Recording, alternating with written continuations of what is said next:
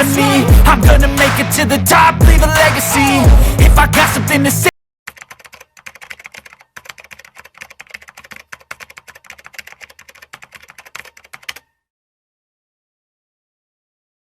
Welcome back to the channel, guys.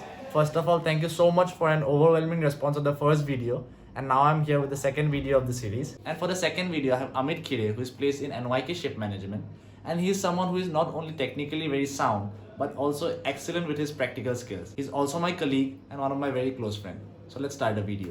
Welcome to the second episode, Khire, to the placement journey series. To start with, ये बता, जैसे तू पुणे से है और यहाँ पे बहुत सारी मरीन कॉलेजेस है, तो ये करियर चॉइस तेरे लिए काफ़ी ऑब्वियस था क्या? नहीं, ऐसा नहीं है, क्योंकि मैं एक पुणे के रूरल एरिया से हूँ और जहाँ इतनी इस फील्ड के बारे में अवेयरनेस नहीं है, तो मेरे लिए एक नई फील्ड थी। इवन दो मैं कॉलेज के बहुत पास रहता हूँ, फिर भी मुझे इसको आइडिया नहीं था इतना कि हाँ ऐसे कोर्सेज होते हैं। बीटेक मरीन इंजीनियरिंग करके भी एक कोर्स है, इसकी मुझे इतनी आइडिया नहीं थी। आफ्टर 12th मैं एक्सप्लोर कर रहा था, फील्ड्स एक्सप्लोर कर रहा था। फिर उसमें मुझे एक इंटरेस्टिंग ऑप्शन लगा, मैंने IMUCT के लिए अप्लाई कर दिया एंड उसमें मेरी अच्छी रैंक आई, क्योंकि JEE के प्रिपरेशन की वजह से एक बेसिक प्रिपरेशन अच्छी हुई थी। तो और IMUCT के लिए इतना टफ होता नहीं है, क्योंकि अगर तुम्हारा 11th-12th बेसिक अच्छा है और तुम JEE के लिए या फिर किसी भी और CET के लिए प्रिपेयर कर रहे हो तो वो इनफ हो जाता है। तो मेरी रैंक अराउंड 1007 आई। देन मैं अप्लाई कर रहा था अलग अलग इंस्टीट्यूट्स में, तो मुझे इंस्टीट्यूट अच्छा लगा। पेरेंट्स ने भी इसको पसंद किया, घर के भी पास था, तो I went for it. So coming into the fourth year, तेरा कैसा एक्सपीरियंस है? फर्स्ट ऑफ ऑल मैं मेरे पेरेंट्स को थैंक्स बोलना चाहूँगा, क्योंकि coming from a middle class family, ये मेरे लिए इस कॉलेज में आना काफ़ी डिफ़िकल्ट था। मेरे पेरेंट्स को काफ़ी फाइनेंशियल सेक्रीफाइस करने पड़े मुझे इस कॉलेज में एडमिशन दिलाने के लिए। और आफ्टर 4 इयर्स मैं ऐसा फील हो रहा है कि ये बहुत अच्छा डिसीजन था मेरे लाइफ में, क्योंकि TMI ने एक बहुत अच्छा प्लेटफॉर्म दिया, एक अच्छी पर्सनैलिटी बिल्ड करने का मौका दिया, प्लेसमेंट दी सबसे बड़ी बात, एंड एक अच्छी लाइफस्टाइल होपफुली मेरी बनेगी आगे जाकर। कमिंग इनटू 4th ईयर मुझे ये रियलाइज़ हुआ है कि प्लेसमेंट्स, मार्क्स, एग्ज़ाम्स, ये just a part of process है। मेन फोकस अगर किसी चीज़ पे होना चाहिए वो है पर्सनैलिटी, अच्छी क्वालिटीज़। यहाँ से अगर कुछ लेके जाओगे तो यही है, अपने पर्सनैलिटीज़, डिसिप्लिन, तो इस पे ज़्यादा फोकस होना चाहिए और यही आपको आपके मरीन करियर में हेल्प करेगा। सो फिर लॉकडाउन पे आते हैं, तो lockdown was the time you went through a lot, but on the other hand जब मैं तुझे लॉकडाउन के बाद मिला तो you are different individual, you are more sincere, you are more confident. So अपनी लॉकडाउन की जर्नी बताओ। ओके, सो लॉकडाउन एक तरीके से एक गेम चेंजर था एंड काफ़ी चीज़ें हुई लॉकडाउन में और काफ़ी डिप्रेसिंग भी था, क्योंकि जिस भी चीज़ को मैं ट्राई कर रहा था, जिस भी चीज़ के लिए मैं प्रिपेयर कर रहा था, हो ही नहीं रही थी। जैसे कि मैं सेकंड सेमेस्टर में एम कर रहा था कि मैं परसेंटेज हाई स्कोर करूं, अराउंड 90% स्कोर करूं, एंड जिससे मुझे आगे जो कंपनीज आने वाली है उनमें शॉर्टलिस्ट होने में आसानी हो। फिर अगेन वो एग्ज़ाम ही कैंसिल हो गई। फिर नेक्स्ट धीरे धीरे प्रिपरेशन स्टार्ट की थी। तो उसके बाद कुछ टाइम के लिए मैं घर पे था, इसलिए ज़्यादा फिजिकल फिटनेस पे ध्यान दे रहा था और मैं प्लान कर रहा था कि उस साल स्टेट नेशनल्स खेलूँ। साल भर मैंने प्रिपरेशन करी, फिर स्पोर्ट्स की। मैं अपने फिजिकल पीक पे था, मेरा गेम भी उस टाइम पे काफ़ी हाई पे चल रहा था और काफ़ी अच्छी परफॉर्मेंस चल रही थी और मैं एक्सपेक्ट कर रहा था कि अगर मैं घर पे हूँ तो इस टाइम पे एक स्टेट, एक नेशनल खेल लूँ। बट उसी टाइम पे फिर से जिस दिन हम फॉर्म सबमिट करने गए, फिर से वो टूर्नामेंट भी कैंसिल हो गया। फिर ये लॉकडाउन और वर्स्ट होते गया। एक बहुत ज़्यादा क्लोज फ्रेंड थी मेरी, जो हम दोनों वर्कआउट साथ में करते थे और एक्सपेक्टेड था कि वो भी इस साल इंडिया खेल लेगी और वो बहुत अच्छी एक एथलीट थी, तो उसकी भी डेथ हो गई उस टाइम पे। तो एक बहुत बड़ा शॉक था जिससे निकलना काफ़ी डिफ़िकल्ट था और इसी में और इसको वर्स करने के लिए फिर से मेरे पापा की जॉब भी चली गई। तो ये ऐसा टाइम था कि ये घर में भी बहुत ज़्यादा नेगेटिविटी थी, बहुत ज़्यादा प्रेशर भी था। अभी पापा की जॉब जाने से फाइनेंशियल और भी ज़्यादा घर पे एक तरीके से प्रेशर बढ़ गया। एंड फिर उसी टाइम पे एक ये भी मेरा ड्राइविंग फोर्स बन गया कि अब तो करना ही पड़ेगा कुछ किसी भी हालत में। फिर अपने एफर्ट्स देता रहा। एक ग्रुप फॉर्म किया मैंने कुछ लोगों का, जिनके साथ हम लोग हर रोज़ पढ़ते थे। उन्हें कुछ टॉपिक मैं देता था, वो मुझे कुछ टॉपिक देते थे। हम एक दूसरे को उस टाइम पे पढ़ाते थे, तो इस टाइम पे एक अलग पर्सपेक्टिव भी आया। एक स्टूडेंट बनकर सीखना और समझना बहुत आसान होता है, बट एज अ टीचर जब अपन किसी को समझाने जाते हैं तो उसके लिए एक अलग लेवल की अंडरस्टैंडिंग चाहिए, और वो अंडरस्टैंडिंग मुझे वहाँ से आई। और एक कहते हैं ना इंजीनियरिंग नैक वहाँ पे डेवलप हुआ कि मैं एक अलग पर्सपेक्टिव से सोचने लगा, कि चीज़ों को समझने लगा अच्छे से। और इसी तरह से मेरे सेकेंड सेमेस्टर तक सारे कंसेप्ट्स क्लियर हो गए, और काफ़ी सारा थर्ड ईयर का सिलेबस मैं पहले ही कंप्लीट कर लिया इस जूम मीटिंग्स के द्वारा मेरे दोस्तों के साथ। तो ये काफ़ी बेनिफिशियल था। और जब मैं वापस आया कॉलेज में तो एक सबको एक आइडिया हो गया था कि मेरा बहुत अच्छा प्रिपरेशन हो गया, मुझे भी और काफ़ी और लोगों को भी एक्सपेक्टेड था ये कि मेरा अगली कंपनी में हो जाना चाहिए।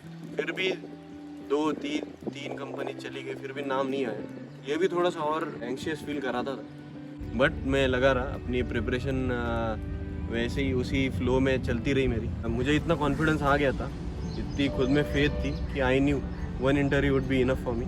मैं सारे दोस्तों को भी बोलता था कि जिस दिन इंटरव्यू में बैठूंगा उस दिन मैं निकाल लूँगा, एंड हुआ भी ऐसे ही।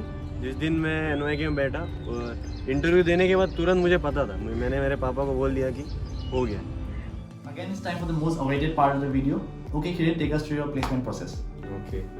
So NYK has always been a very popular company in TMI, and it has its own importance. Almost 90% of cadets target this company. Why do you think so? Because firstly, it comes at a very crucial time. एक ऐसे time पे आती है third year first sem, जिसमें एक placement का pressure भी धीरे धीरे बढ़ने लगता है, एंड कैडेट्स में डेस्पिरेशन भी बढ़ती है। तो एक ये अच्छी चीज़ है कि तुम फर्स्ट सेम में प्लेस हो जाओ, जिससे तुम्हारे further TMI journey hassle free रहे।